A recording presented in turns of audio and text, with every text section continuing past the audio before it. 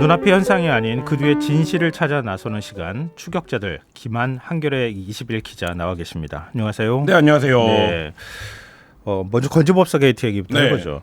어제 JTBC에서 건진법사 게이트 관련 단독 보도가 나왔는데요. 네. 검찰의 조사에 따르면 일단 이 건진 전성배 씨 측의 말이 계속 바뀌고 있는 것 같아요. 네, 맞습니다. 처음에는 통일교 측에서 준 선물을 내가 다 잊어버렸다, 모르겠다, 뭐 이렇게 이제 모르쇠로 일관을 하다가 네.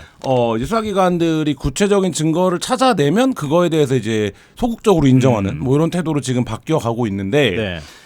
일단 이 지금까지 확인된 내용들을 정리를 해보면 이제 김건희 씨의 비서가 이 샤넬백을 웃돈을 내고 다른 디자인의 샤넬백으로 바꿔갔다라는 사실이 확인이 됐죠. 뭐 선물 받은 사람한테는 의사도 묻지도 않고 그렇죠. 자기 마음대로 네. 웃돈 얹어서 바꿔갔다. 저도 뭐 뇌물 관련된 사건을 취재도 해봤지만 네. 받은 뇌물을 마음에 안 든다고 바꾸는 경우는 굉장히 좀 이례적인 일이긴 합니다. 뭐 배달 사고는 들어봤어도 또 이렇게 하는 건 저도 처음 들어봤어요. 네. 그래서 이러면서도 구체적으로 애초에는 뭐 이게 샤넬백이 한 개냐, 두 개냐, 뭐 네. 이런 논란들이 있었는데 이게 이제 받은 사람도 준 사람도 제대로 진술을 하지 않기 때문에 총국이 벌어졌고 그 과정에서 이거를 추적하는 과정에서 교환이 있었다는 사실이 알려지면서 수량이 특정이 된 거거든요. 네. 그러니까 사실 이제 이런 과정들이다 보니까 이 전성배 씨 건진법사도 이 부분에 대해서 적극적으로 진술을 안 하고 있고 수사를 받아야 하는 김건희 씨는 지금 이제 소환조차 거부하고 있는 이런 상황이 좀 길어진 이런 상황입니다. 근데 좀 이해가 안 되는 게요. 지금 가방이 하나입니까? 두 개입니까? 두 개인 두 거죠. 개예요? 네네. 먼저 받은 거는 웃돈 그게 주어서, 100만 원인가요? 네네. 주고 바꿨고. 네, 더 좋은 네. 걸로 바꿔갖고 네. 그 다음에 또 받은 거를 네. 또 웃돈을 얹어가지고 또 바꿔갔다. 네, 그게 뭐 총 그래서 한 300만 원 정도 추가 웃돈을 내고 네. 가방을 바꿨다라는 건데. 그 받은 사람 취향이 있을 거 아니에요. 그 그렇죠. 취향이 반영이 돼야 웃돈을 얹고 바꿔가는 거 아닙니까? 그렇죠. 그러니까 그 부분을 김건희 씨가 몰랐다라고 보기는 좀 어려운 정황인 거죠. 그 부분이. 그러니까 선물을 준 사람이 내가 주려고 했던 게 그거 아닌 것 같아. 마음에 안 들어. 그래서 바꿨다는 얘기면 또 성립이 되겠지만. 그렇죠. 그 정반대면. 반대의 상황인 거죠. 근데 선물 받는 사람은 전혀 몰랐다. 네. 이해가 잘 안 네. 되는 상식에 네. 비춰봤을 때 이해가 안 되는 얘기인데요. 안 되고 이제 이것뿐만 아니라 뭐 6천만 원 상당의 목걸이도 지금 소재가 묘연한 상황 아니겠습니까? 예. 그러니까 뭐 이거 외에도 여러 가지 다른 물건들도 받았다라고 하는데 우리가 이제 김건희 씨 관련된 영상에서도 봤지만 물건 같은 거 봤는데 되게 스스럼이 없어요. 그냥 주변 받는. 그러니까 예를 들면 어느 정도의 고위공직자나 이런 자리면 내가 이 사람한테 이런 물건을 받으면 안 되겠다. 네. 이런 이제 말하자면 기본적인 자기 윤리나 공적인 감각이 작동을 하는데 대통령 당선 직후거든요. 지금 이 물건들이 건너간 시점이. 네. 2022년 4월에서 8월 사이인데 그러면 대통령 당선되고 굉장히 이제 말하자면 보통 일반적인 감각의 정치인이나 정치인의 부인이라고 하면 굉장히 이제 조심할 때 아니겠습니까? 그렇죠. 남편이 당선자 신분인데 그렇죠. 한창 지금 인수위가 돌아가고 있는 상황인데. 그렇죠. 그때 이런 선물을 받았는데 이 선물을 받은 사실이 기억조차 나지 않는다. 이러면 두 가지겠죠. 거짓말을 하고 있거나 아니면 당시에 너무 많은 선물을 받아서 기억이 안 나거나 이 두 가지로 추정이 됩니다. 어쨌든 건진 전성배라는 사람은 잃어버렸다고 계속 일관되게 얘기하는 거예요. 잃어버렸다라고 진술을 했다가 네. 그 가방을 준 사실 자체는 지금 이제 부인할 수가 없는 상황이 그렇죠. 됐기 때문에 네. 근데 후에 지금 이제 이게 증언이 나오고 언론 보도로 확인되고 이런 과정들이 반복되고 있는데 통상 이런 경우에는 수사기관에 적극적으로 혐의라든지 이런 부분들을 말하자면 밝혀줘야 되는데 지금 이제 그런 과정으로 전개되고 있지는 않습니다. 그러니까 부분적인 사실들이 알려지고 있는 과정입니다. 전체 그림을 아직 그리기에는 검찰은 알겠죠. 알겠죠, 당연히. 예. 근데 아무래도 취재가 한계가 있다 보니까 그렇다 이 말이고요. 근데 이 건진하고 김건희 씨하고 뭐 문자를 주고받은 게 공개가 됐습니까? 네, 그 문자를 주고받은 사실이 지금 확인이 됐는데 이 주고받은 시점이 2022년 3월과 5월 사이입니다. 예. 시기를 더듬어 보면 이때가 언제냐면 인수위가 꾸려지고 뭐 대통령실에 그렇죠. 누가 들어갈 거냐 이런 부분들이 이제 논의가 되던 시점인데 이때 이제 주로 건진법사가 문자를 보내고 김건희 씨가 답변을 하는 상황으로 이제 문답이 이루어졌다라고 지금 보도가 되고 있고요. 이게 청탁이라는 거예요? 그렇죠. 이때 뭐 이런 얘기를 했다고 해요. 건진이. 윤핵관 측에서 제 사람을 쓰지 말라고 했다. 내가 지금 얼마나 희생을 했는데 윤핵관한테 내가 직접 연락하겠다. 그래서 이때 윤한홍에게도 연락을 했다는 거, 윤한홍 의원에게도 연락을 했다는 거고 건진의 요구 내용도 굉장히 구체적입니다. 내가 얼마나 희생을 했냐 이런 얘기를 하면서 3명을 내가 요구를 했는데 이게 지금 안 되고 있다. 네. 지금 1명만 됐다. 네. 2명은 아직 확정이 안 됐다. 이렇게 얘기를 하거든요. 그러니까 이게 뭡니까? 통상적으로 야, 내 자리가 한 3개 정도는 되는 건데 내가 이거 최소한 요구하는 건데 이것도 지금 안 해주냐. 그 1명만 되고 2명은 아직 안 되고 있는 거냐. 이 얘기를 하는 건데 이 톤을 보면 청탁이 아니라 뭔가 내 몫을 달라. 이거를 요구하는 모양새처럼 이제 보이거든요. 아니 간이 배 밖으로 나오지 않은 난 대통령 영부인한테 내 몫이 3명이니까 3명 지금 빨리 넣어달라 이렇게 누가 문자를 보낼 수가 있어요. 그리고 이게 문답의 구조로 보면 애초에 김건희 씨는 약속을 했던 것 같아요.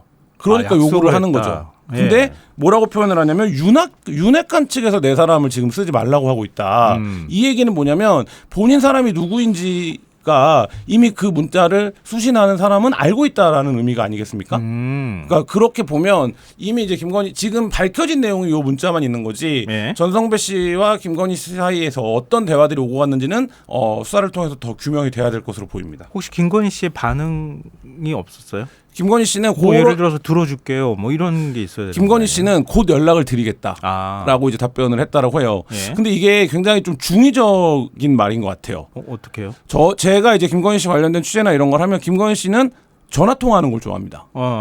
그리고 이제 문자로는 아주 이제 뭐 말하자면 좀 약간 사무적인 내용들을 주로 그러니까 자기가 보내는 문자는 그러니까 문자로 길게 얘기를 하진 않아요. 그런 스타일에서 곧 연락을 드리겠다라는 건 내가 지금 당신이 하는 말이 접수가 됐고 내가 이건 중요한 내용이니 전화를 드릴게요. 라는 의미인 것인지 아니면 알겠습니다. 제가 처리를 해서 곧 연락 이제 이 정도 위치에 있으면 곧 연락을 드리라고 하겠다.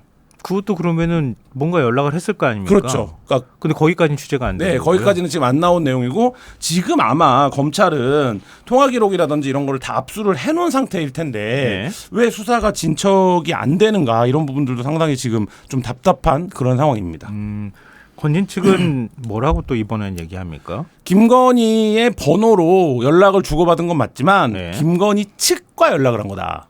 이렇게 얘기를 하고 있어요. 무슨 얘기입니까? 그러니까 이거는 무슨 얘기냐면 김건희의 번호로 알려진 번호가 실제로는 김건희가 아니라 다른 사람이 썼고 그 사람과 연락을 했다라는 취지로 얘기를 하고 있는 것 같은데 그러니까 뭐 이게 상식적으로 납득이 가는 건지 그리고 이 부분에 대한 거는 지금 건진이 이렇게 증언을 했다가 알려진 거지만 수사기관에서 만약에 건진이 그렇게 증언을 했다면 확인을 했겠죠.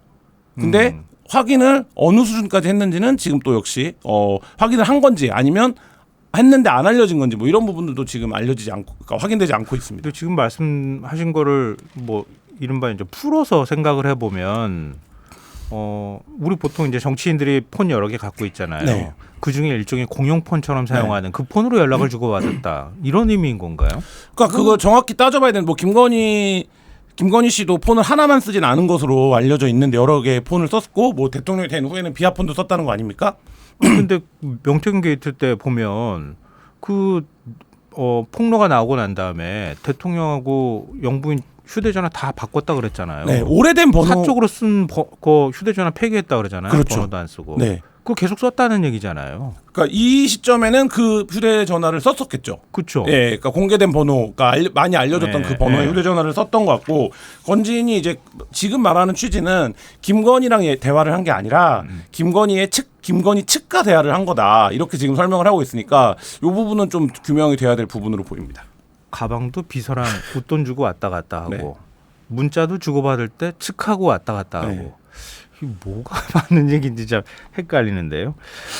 그럼 현재 수사는 어디까지 진행되는지 좀 파악이 되고 있습니까? 지금 수사라는 게 뇌물 사건이라고 하면 뇌물을 준 사람은 증언이 오락가락하고 근데 뇌물을 준 사실은 확인이 되고 그러면 당연히 그 다음 수수는 뇌물을 받은 사람을 불러야겠죠. 그렇죠. 그래야 수사가 이제 말하자면 완결성 있게 진행이 되는 거 아니겠습니까? 근데 지금 이 수사는 안 된 건지 안 한 건지 모르겠지만 김건희 씨를 아직 못 불러본 거 아닙니까? 그렇죠. 그러니까 수사가 안 되고 있다 이렇게 봐야겠죠. 아니 그 검찰이 출석 요구하니까 대선 기간 중에 내가 출석을 하면 이게 선거에 영향을 미칠 수 있다 그러면서 안 한 거 아닙니까? 그러니까 전직 대통령과 자신을 비교하면서 정치적 중립성에 문제가 생길 수 있다고 출석을 안 한 건데 그럼 지금 부르면 되잖아요. 그렇죠. 지금 부르면 되는데 지금도 그게 이루어지지 않고 있고 지금 이제 윤석열 부부의 입장은 지금 경찰 출석을 오늘 거부하지 않았습니까? 윤석열 전 대통령도 거부했잖아요. 본인들을 향해서 제기되고 있는 법률적인 쟁점들이 다 성립이 안 된다는 거예요. 그렇기 때문에 본인들은 출석하지 않아도 된다라는 논리거든요. 그러니까 어떠한 직함을 갖고 있는 사람도 아닌 사람이 네. 내가 알아서 판단할게. 내가 판단하는 거하고 다르니까 나는 출석할 수 없어. 이렇게 얘기를 한다는 거예요. 그렇죠. 그러니까 불출석 요구서를 보면 이게 지금 경찰이나 경찰의 수사기관들이 제기하고 있는 법률 위반 의혹이 성립이 되지 않는다는 이유를 불출석 이유로 사유로 들고 있거든요. 그러니까 이게 뭐 일반론을 말하지 않더라도 네. 이런 피의자가 어디 있습니까 사실 본인이 물론 피의자 방어권 보장을 위해서 네. 지금 석방이 되어 있는 상태잖아요. 네네. 그러니까 아무리 그렇다 하더라도 피의자가 나한테 혐의가 적용된 거 그게 법률적으로 말이 안 되니 나는 소환 조사에 응할 수 없다 이렇게 얘기하는 피의자가 우리나라에 있을까요? 그러니까요. 바로 그 부분인데 보통 일반적인 피해자가 이런 식의 답변을 내면 바로 체포영장을 집행을 하죠. 그래? 그럼 와서 얘기해. 이렇게 되는 거 아니겠습니까? 근데 지금 어쨌든 수사기관도 전직 대통령이었기 때문에 최대한의 지금 인내심, 예우 뭐 이런 것들을 발휘하고 있다. 이렇게 뭐 긍정적으로 봐야 하는 건지 아니면 수사가 진척이 안 된다. 여전히 이렇게 봐야 되는 건지 모르겠습니다. 그러면 내일까지 원래 나와라. 네. 이렇게 해서 2차 출석 요구 기일이 내일이잖아요. 네. 그러면 안 나간다고 지금 얘기를 했으니까. 그럼 3차 출석 요구 또 들어가는 겁니까? 또 들어가겠죠. 왜냐하면 일반 피의자들 같은 경우에는 바로 뭐 체포영장을 청구할 수 있을 텐데 네. 어쨌든 앞서 말씀드렸던 것처럼 전직 대통령 부부라는 네. 이런 말하자면 이제 공적 지위가 있었던 인물들이기 때문에 세 번째 출석 요구서까지 보내고 네. 그거에 불응하면 그 다음 단계로 넘어가는 이런 수순을 밟을 것 같습니다. 참 어렵네요. 네, 뭐 이게 어쨌든 우리나라에서 제일 방어권을 잘 보장받는 피의자인 것만은 뭐 틀림없는 것 같습니다. 자, 이제 그 이른바 3대 특검법에 대한 얘기를 좀 해봤으면 좋겠는데요. 뭐 굳이 얘기하자면 이재명 정부 1호 법안이 돼버렸다 이렇게 또 표현할 수도 있을 것 같은데 어제 국무회의에서 이 특검법안에 대한 심의가 있었다고요? 그 네. 국무회 뭐 난상 토론이라고 해야 되나요? 그 국무위원들이 굉장히 반대를 많이 한 모양이에요. 근데 이거에 대한 반응들이 재밌더라고요. 네. 세 가지 정도를 제가 인상 깊게 봤는데 네. 첫 번째는 와 대통령이 바뀌니까 국무회의에서 토론도 한다. 이 반응이 있었고 네. 그다음에 대통령이 말이 되는 얘기를 한다. 뭐 이런 반응도 있었고 그다음에 대통령도 일을 하는 거구나. 그걸 몰랐네. 뭐 이런 아니, 이제 저는 말하자면. 인상 깊었던 게 네. 자, 국무위원들 이 특검법안에 대한 의견이 있으면 얘기해 보세요. 네. 이렇게 얘기를 하면 보통 정권이 바뀌었으니까 자기가 모시던 대통령이 아니잖아요. 네. 그럼 그냥 할 말이 있어도 꾹 참고 아닙니다. 그리고 말 안 할 것 같은데 말을 다 했더라고요. 네, 근데 이제 말을 해봐라라고 얘기를 하니까 네. 실제 말씀하신 대로 국무위원들이 이제 얘기를 했다는 거예요. 이주호 국무총리 직무대행은 이게 유감스럽다라고 얘기를 하면서 네. 이게 이제 상당수의 국무위원들이 반대를 했었기 때문에 한 번 더 논의했으면 좋겠다. 다음 국무회의 때 처리하면 어떻겠냐. 뭐 이런 제안을 했다라는 거고. 네. 그다음에 이제 김서구 그 법무부 차관은 네. 일부 기소가 됐고 검경 수사가 진행되고 있는 건이기 때문에 이게 특검을 추진하는 게 맞는지 우려스럽다 이런 얘기도 했다는 거예요.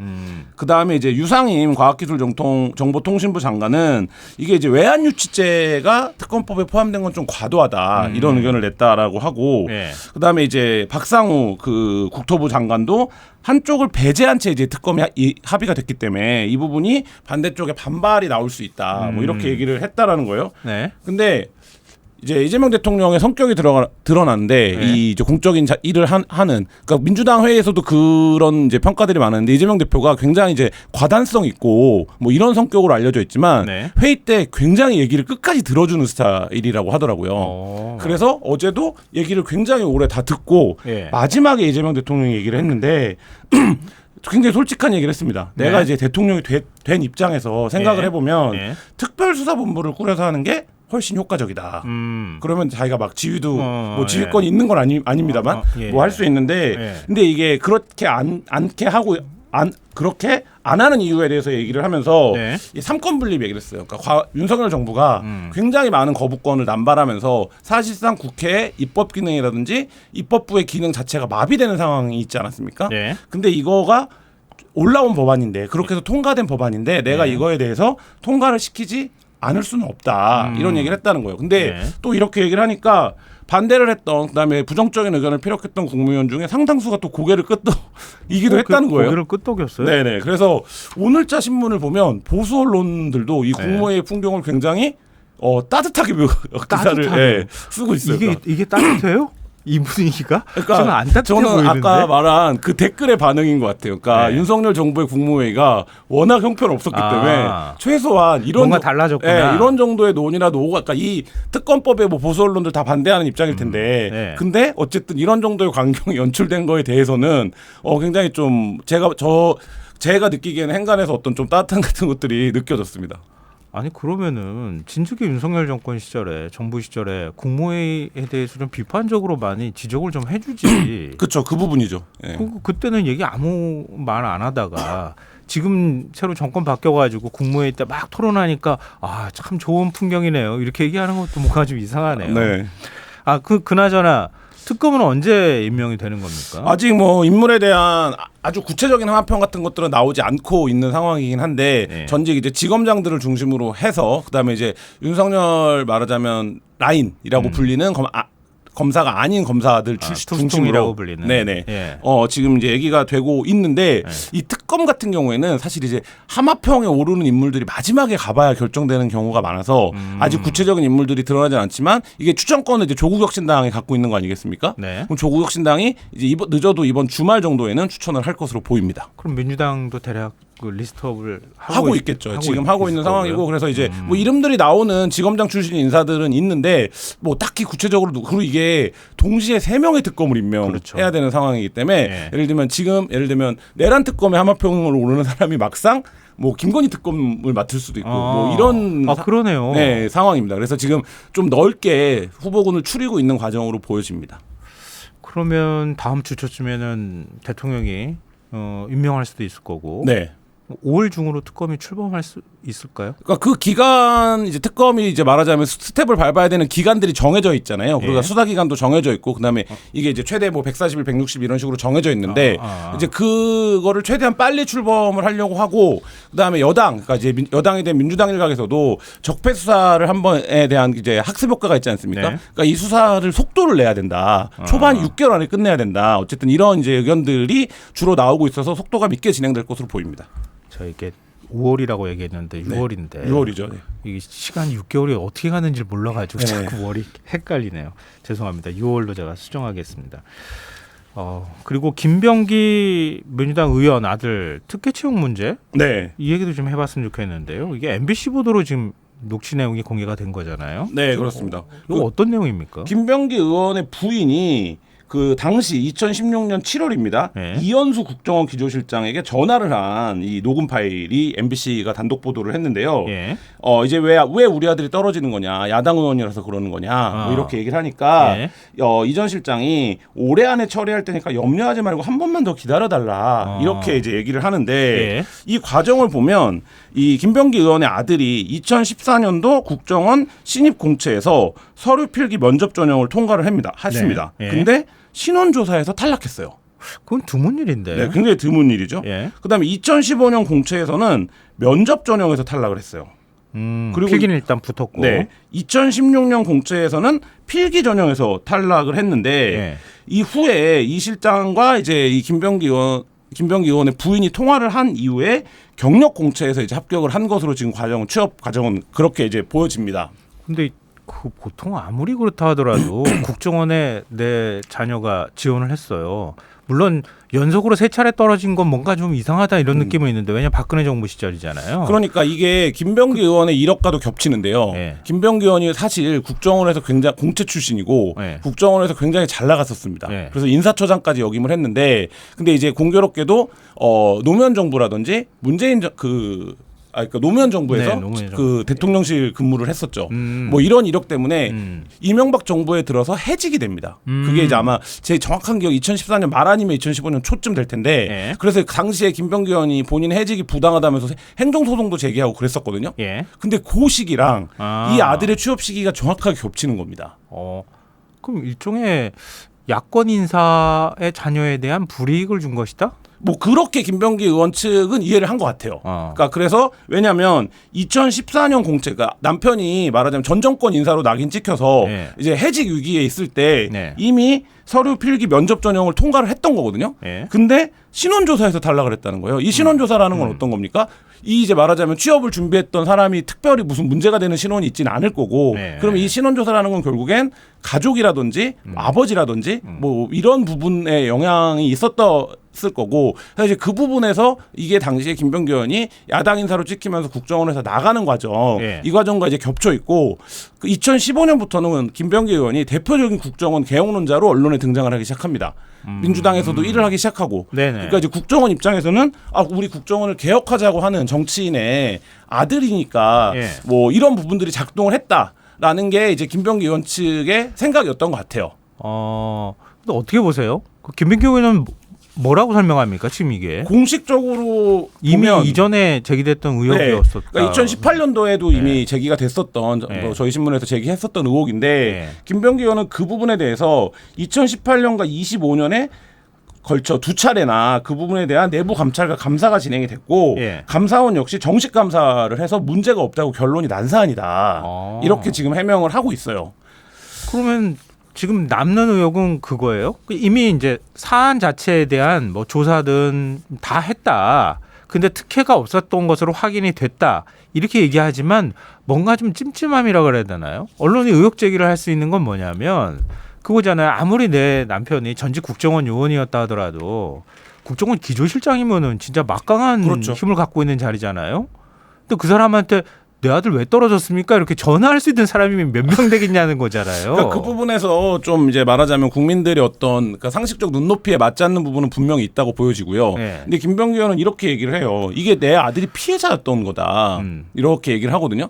근데 이 얘기는 뭐냐면 모든 기관이 동일한 정체성을 갖고 있는 건 아니고 특히 국정원 같은 경우에는 네. 2016년도면 뭐 블랙리스트, 화이트리스트 만들어서 특정인들 배제하고 정부기관이랑 극우단체들 매칭시켜주고 뭐 이런 역할을 주로 했던 거고 이현수 전 기조실장도 사실 거기에 관여가 되어 있는 인물 중에 한 명인데 예. 그런 이제 활동들에 예. 근데 그 당시 국정원이 그런 과정 속에서 내 아들이 피해자였던 거다 이렇게 이제 김병기 의원은 주장을 하고 있어요. 그러니까 아무리 피해자라 하더라도 그럴 수 있겠냐는 거잖아요. 그렇죠. 그 부분인데 그러니까 어떤 방식으로든 입김이 작용한 거 아니냐라는 의혹을 사고 있는 바로 그 부분이잖아요. 그 부분입니다. 그 부분에 대해서는 충분히 문제 제기를 할 수 있는 대목이고 그 부분에 대해서 지금 이제 말씀드리려고 했던 건 김병기 의원이 당시 상황에 대한 설명, 그러니까 아들에 대한 어떤 억울함 이거에 앞서 그 행위가 지금 이제 말씀하신 대로 가능한 행위냐 채용 문제와 관련해서 네. 떨어졌다라고 해서 국정원의 기조실장이면 한 넘버 3 정도 되는데 네. 이 넘버 3한테 전화해서 그런 식으로 항의하는 게 일반적인 이제 말하자면 채용 응시자들은 할 수 없는 일이잖아요. 그러니까 이제 그 부분에 대해서는 좀 더 적극적인 설명이 사실 필요해 보이고 만약에 그래서 본인은 지금 수사 의뢰를 하겠다. 내가 그때 진실을 안 밝힌 거다. 후배를 다칠까봐 아들이 채용되는 과정에서 어떤 말하자면 곡절이 있었는지 근데 이제 그 부분에서 그 채용을 주도했던 사람들, 채용을 막았던 사람들 이런 부분들에 대해서 수사 의뢰를 하겠다 이런 입장까지 밝히고 있습니다. 일단 김병기 의원의 아들이 국정원 직원으로 채용은 된 거죠? 네, 채용이 됐고 네. 후에 제가 이제 이 보도가 나오고 나서 찾아보니까 네. 굉장히 좀 뭐라 그럴까요? 블랙요원? 뭐 이런 게 활동을 하고 있는 것 같더라고요. 그러니까 굉장히 좀 분쟁적이나 이런 데 투입이 된 적도 있었던 것 같고 좀 위험한 일을 하는 거네요. 네, 그러니까 뭐 근데 국정원에서 뭐 여러 가지 역할들이 있으니까 근데 이제 거기서 그러니까 그 채용된 이후에 업무상의 문제는 없는 것으로 뭐 보이더라고요. 참 이게 어디까지가 진실이고 어디까지가 아닌 건지 좀 헷갈리긴 한데요. 앞으로 뭐 이제 수사 의뢰를 했다고 하니까 네. 수사하고 난 다음에 결론 나오면은 알겠네요. 네. 진짜 특혜 채용의 여지가 있는지 없는지는. 네네. 네, 알겠습니다. 오늘 얘기 여기까지 하겠습니다. 지금까지 김한 기자, 추격자들 함께했습니다. 고맙습니다. 네, 감사합니다.